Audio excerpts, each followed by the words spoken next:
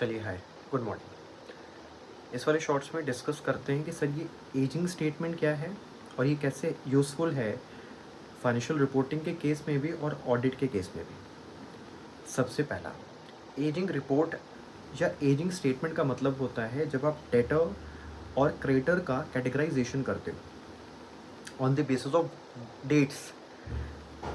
जो डेटर 30 दिन पुराने हैं या अप टू 30 दिन पुराने हैं उनकी कैटेगरीज अलग, 30 दिन से ज़्यादा बट अप टू 60 डेज़ पुराने कैटेगरीज अलग।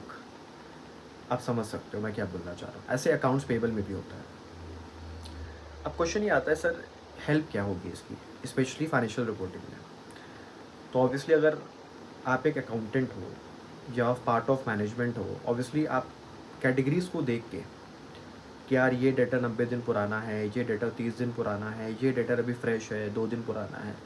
आपके आप ऑब्वियसली आप सबसे ज़्यादा हेल्प क्या होगी, रिसोर्स एलोकेशन में हेल्प होगी। आपको पता होगा यार ये 90 दिन पुराना है, मुझे इसको ज़्यादा मॉनिटर करना है। ये नया है, चल ठीक है, ये 90 दिन पुराना है तो कहीं ना कहीं मुझे प्रोविज़न फॉर डाउटफुल डेट्स इसमें ज़्यादा बनाना पड़ेगा। ये नया है तो मुझे इसमें कम बनाना पड़ेगा या हो सकता है ना भी बनाना पड़े। ऐसे पेबल्स के केस में भी हो सकता है। 120 दिन हो गया, आपने पैसा दिया नहीं, सामने वाला मांग नहीं रहा है, तो ऑब्वियसली कहीं ना कहीं आप प्रॉफिट बुक कर सकते हो, गेन बुक कर सकते हो। दूसरा क्वेश्चन ये आता है सर ऑडिट में इस कैटेगराइजेशन का हेल्प क्या है। तो अगर मैं ऑडिटर हूँ, मुझे पता है कि ये इतने सारे डेटर हैं जो 120 दिन पुराने हैं या 90 दिन पुराने हैं, तो ऑब्वियसली मैं पहले इनको चेक करूँगा। मैं इनके कलेक्टिबिलिटी को देखूँगा कि क्या मेरा क्लाइंट इनसे पैसा कलेक्ट कर सकता है कि नहीं कर सकता है। क्यों?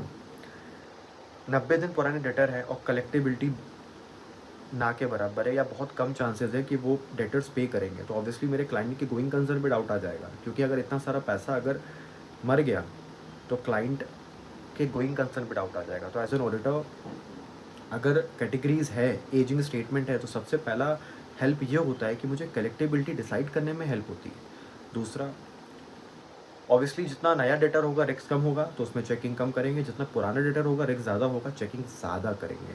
तो ऑडिटर के लिए भी जो उसकी टीम होती है उसमें इंगेजमेंट, जो टीम हम लोग बोलते हैं, उसमें भी रिसोर्स एलोकेशन में हेल्प होती है कि अगर पुराने डेटर हैं तो ऑब्वियसली उसको चेक पहले करेंगे, एक्सपीरियंस टीम मेम्बर्स को भेजेंगे। नए डेटर हैं उसकी चेकिंग कम करेंगे। ठीक है, वो सारी चीज़ें हैं। होपफुली इस वाले शॉर्ट्स पे आपने सीखा हो कि एजिंग स्टेटमेंट क्या है, फाइनेंशियल रिपोर्टिंग में हेल्प क्या होती है और ऑडिट के केस में भी हेल्प क्या होती है। चलिए इस वाले शॉर्ट्स में इतना ही रखते हैं। हेल्पफुल लगा होगा तो शेयर कीजिएगा इसको। Thank you.